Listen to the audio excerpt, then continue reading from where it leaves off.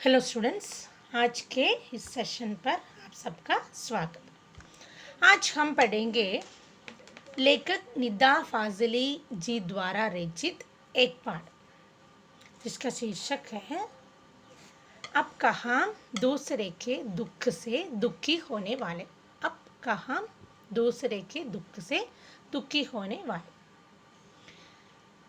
इस पाठ में यह स्पष्ट किया गया है कि सभी को इस धरती पर रहने का पूरा अधिकार है।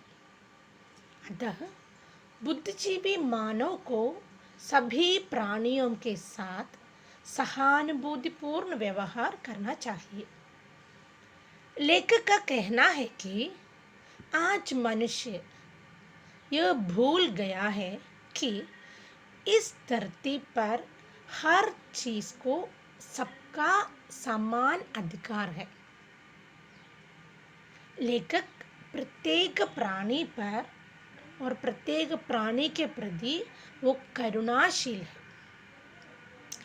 लेखक निदा फाजली जी का जन्म 12 अक्टूबर सन 1938 को दिल्ली में हुआ था।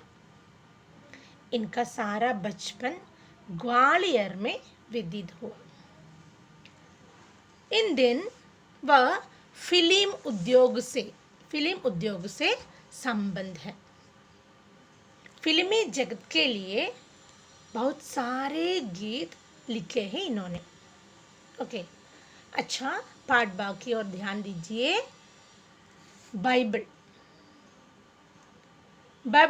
ये तो ईसाइयों का ग्रंथ है। ईसाइयों का एक पवित्र ग्रंथ है बाइबल। कुरान तो इस्लाम का पवित्र ग्रंथ है। इन दोनों ग्रंथों में एक व्यक्ति के बारे में बताया है, सोलोमन या सुलेमान। बाइबल में इसको सोलोमन कहते हैं और कुरान में सुलेमान कहा गया है।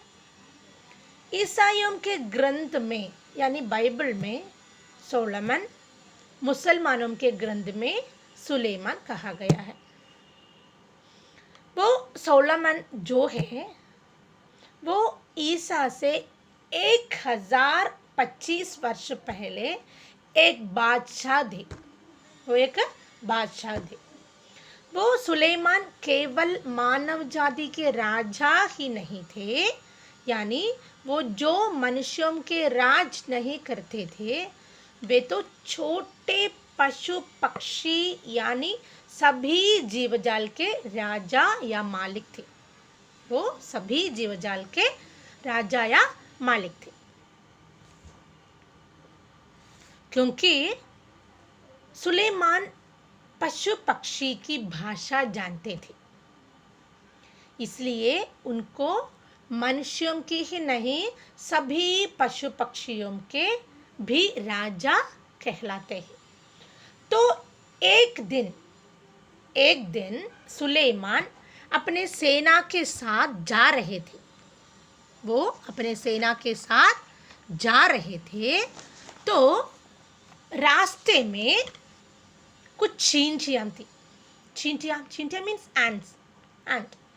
चींटियां तो घोड़े के टापों को आवाज यानी घोड़े के कदमों की आवाज सुनकर आपस में चींटियां कहने लगे कि जल्दी जल्दी जाओ, अपने बिलों में चलो, फौज आ रहा है।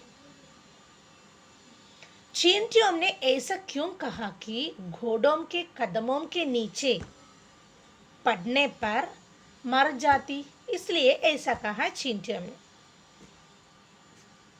सुलेमान तो सभी जीव जंतुओं की भाषा जानते थे। वह चींटियों की बात सुनकर थोड़ी दूरी पर रुक गए और चींटियों से बोले कि घबराने की कोई जरूरत नहीं। वो अपने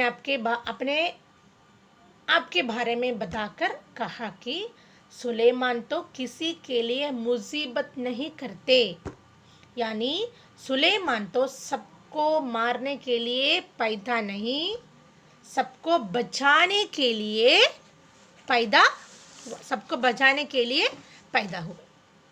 ये सुनकर चींटियों ने सुलेमान के लिए ईश्वर से प्रार्थना की और आगे बढ़े।